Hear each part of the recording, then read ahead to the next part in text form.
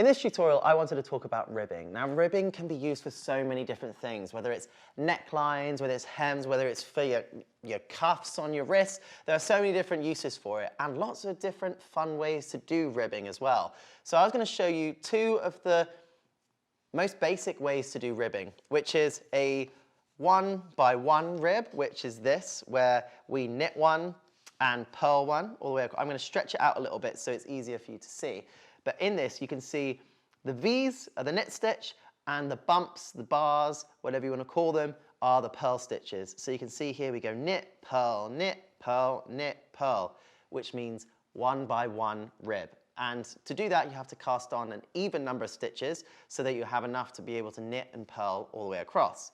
Now, if you wanted to do something a little interesting, you can do a 2x2 rib. This is a 2x2 rib, so I'll pull it apart a bit so you can see, but you can see a V, V, and then bar, bar, V, V, bar, bar. That's like, sound like a sheep now. But essentially, there's 2 knit stitches and 2 purl stitches, and you just repeat that all the way through. So to do a 2x2 rib, you are going to want to cast on a multiple of 4 to make sure that you knit and purl and get an equal number of knits and purls.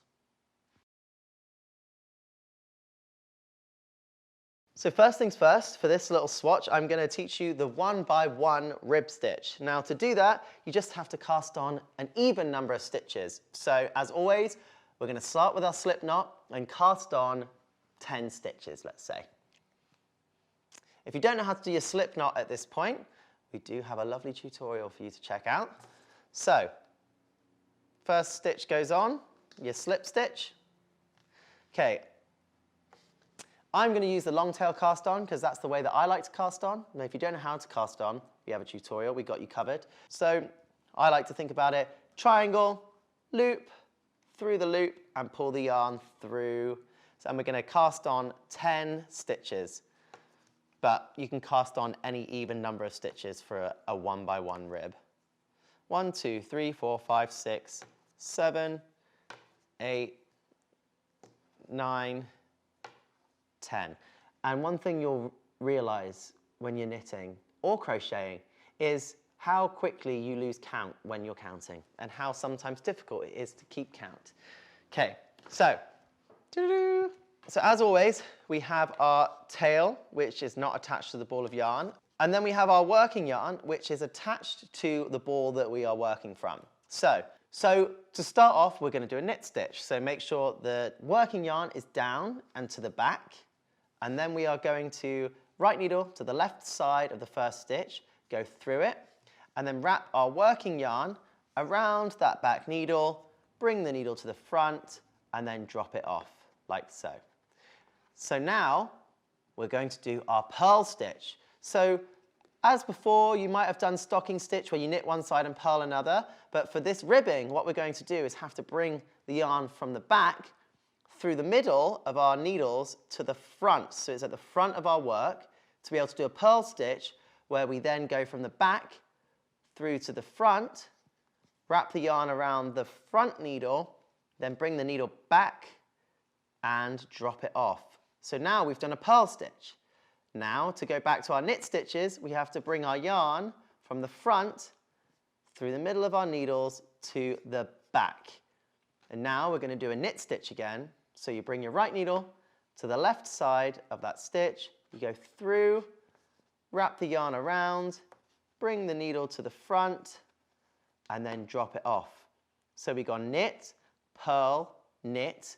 Now to do a purl again, we're going to bring the yarn through the middle of our needles to the front of our work. Then we're going to go from the back through the stitch, around the needle, and then bring the needle back through where we came to the back and drop it off. And now we're going to go back to a knit stitch. So to do that, we're going to bring the yarn from the front through to the back. And now we're going to do a knit stitch again. So to the right, so to the left, through, around, bring it to the front, and drop it off. Now we're going to purl again, bring it to the front. Now we're going to go from the back, through the stitch, wrap it around that front needle, and then take it to the back and drop it off. And now we're going to knit stitch again. So we're going to bring the yarn from the front of our work to the back, and then we're going to go from the front through to the back, yarn around, bring it back to the front, and drop it off. And now, because we're going to be purling again, we are going to bring our working yarn through the middle of our needles to the front, and then we're going to go from the back through to the front, wrap it round, and then take it to the back, drop it off. Now we're going to knit stitch again, so the yarn has to go to the back, to the left of the first stitch, through to the back, wrap the yarn around, bring to the front, drop it off. Same again for a purl stitch. We're going to bring the yarn to the front, and then we're going to go from the back through to the front, wrap the yarn around, and then take the needle back through and drop it off. So there we have a 1x1 rib. I'm going to show you again. By the time that you get to the end of that first row, you will be able to see all of the setup for where you're going from here on out. Now, the most important thing when you're doing your ribbing is making sure that when you're knitting, the yarn has to be down into the back of your work.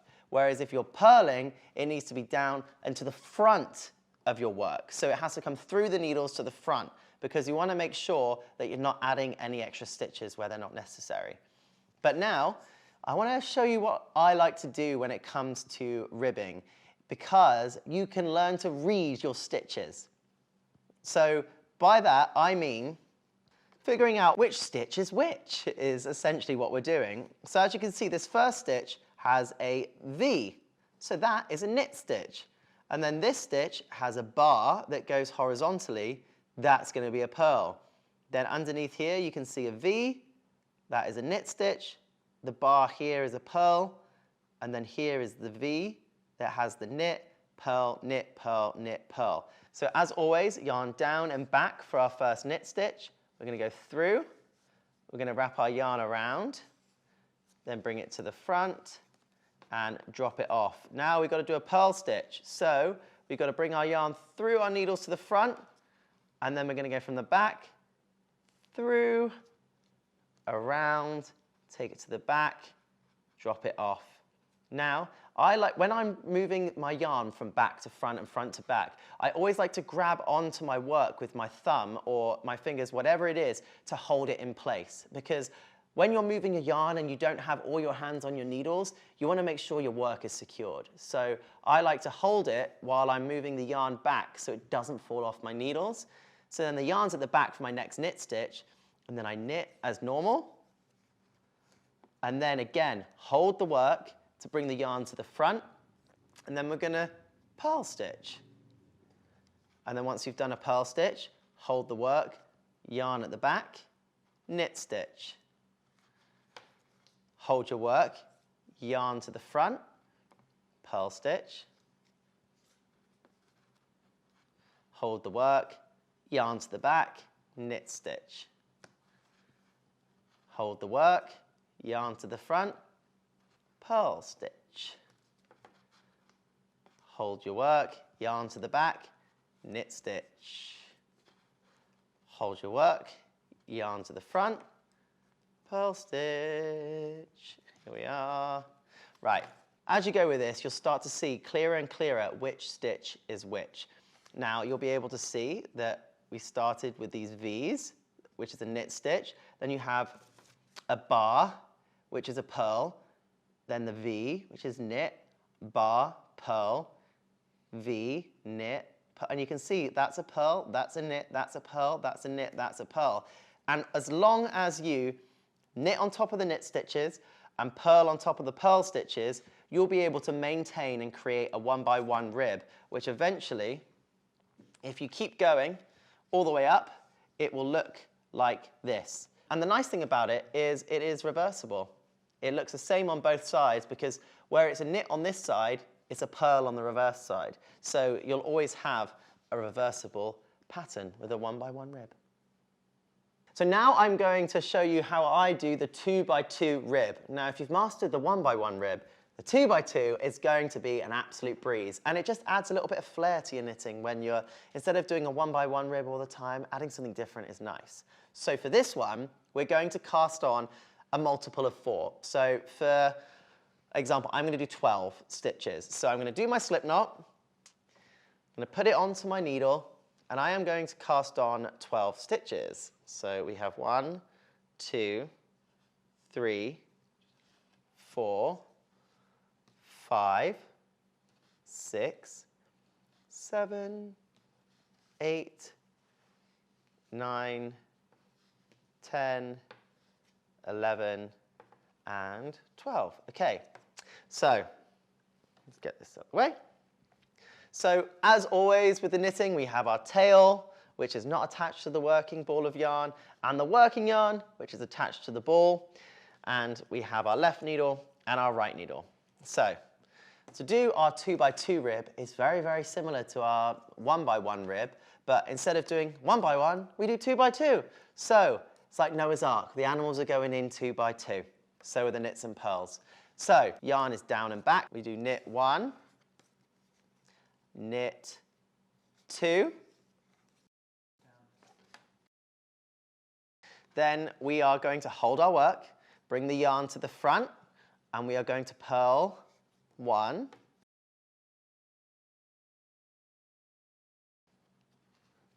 purl 2. And then we're going to hold our work. The yarn goes to the back for the knit stitches. Then we're going to knit 1 and knit 2. Hold our work, bring the yarn to the front. Then we're going to purl 1 and purl 2.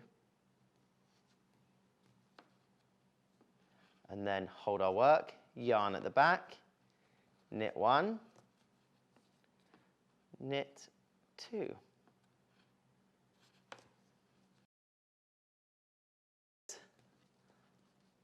On this row, like so. And there we have our first row of 2x2 rib. Now you can see here, I'm going to point out all of the different stitches for you to see. So you can see here, we have knit, knit, purl, purl, knit, knit, purl, purl, knit, knit, purl, purl. So now, if we can read our stitches, we just have to keep repeating 2 knit stitches, 2 purl stitches, 2 knit stitches, 2 purl stitches, 2 knit stitches, on, and we'll create it. So we're going to go again, the new row, yarn down and back for a knit stitch, in, round, through to the front, drop it off. But by now, we know our knit stitches, right? So we're going to knit 2, bring to the front, purl 2, 1, 2. Then we're going to hold our work to be able to put the yarn through the middle of the needles to knit 2, 1, 2. Then hold our work, yarn back to the front for the purls, purl 1, purl 2. Hold our work, yarn to the back, knit 2, 1, and 2. Hold our work, yarn to the front, purl 1, and purl 2. So now we're going to turn our work again and keep repeating. I'm going to show you again at the end of this row where we're at. So as you can see here, it's starting to become more and more obvious what we've got going on here. So you can see V, V, which are our knit stitches. Then you've got bar and bar. These are our purl stitches. Knit, knit, purl, purl, knit, knit. So we just keep repeating those all the way along. So I'm going to show you again, just for another row. We're going to do knit 1, knit 2. Then we're going to bring our yarn to the front. We're going to purl 1 and purl 2. Hold the work, yarn at the back, knit 1, knit 2. Hold the work, yarn to the front, purl 1, purl 2. hold the work, yarn at the back, knit 1, knit 2, bring to the front, purl 1, and purl 2. There we go. So, again, end of another row, you can start to see our knit, knit, purl, purl, knit, knit, purl, purl. I've done a few rows, but I'm going to keep going with some of these rows, but by now you know it's knit 2, purl 2, knit 2, purl 2 for as many rows as you can. And sometimes it might feel a little bit overwhelming and complicated, and you have to always remember, knit stitches, the yarn is at the back. Purl stitches, the yarn is at the front. And if you can remember that as you're going, it's going to make it so much easier for you, and it's where it gets fun. Knitting gets fun when you can start combining knit stitches, purl stitches, and then you can start adding in all kinds of different yarn overs to create lacy like color work as well. There's so many fun things to be able to learn. But learning the basics of knitting and purling and changing those stitches in the same row is going to really set you up to really start working with design and creativity, and not just doing the, a garter stitch or a stocking stitch. You can start to really broaden what you can actually achieve with your knitting skills. So let's do another row together. Let's do 2 knit stitches, and then we do our 2 purl stitches. And there's also something quite therapeutic about ribbing. Some people find ribbing to be a little bit annoying because it's not as flowy as just constantly doing one stitch all the way across a row, and you have to constantly stop to bring the yarn to the front, and then you have to stop to bring the yarn to the back. But it's something that you kind of very much and very quickly get used to, and then you start on that rhythm, and there's something that feels really fun about being able to knit and purl and knit and purl, and you start getting really quick at being able to transfer the yarn from the back to the front. So it just becomes second nature to know that when you're knitting, the yarn is at the back, and when you're purling, the yarn is at the front of your work. So the yarn is at the front for the purls and at the back for the knit stitches. The front for the purls, at the back for the knit stitches. Front for the purls, like so. Then you can really start to see how this 2x2 rib is coming together. You can see all of our knit stitches are aligned on top of each other, and our purl stitches are aligned on top of each other. So it creates this texture of raising for the knit stitch and then sinking for the purl stitches. So by now, you've learned how to do the 1x1 rib, which is knit 1, purl 1, and also the 2x2 rib, which is knit 2, purl 2.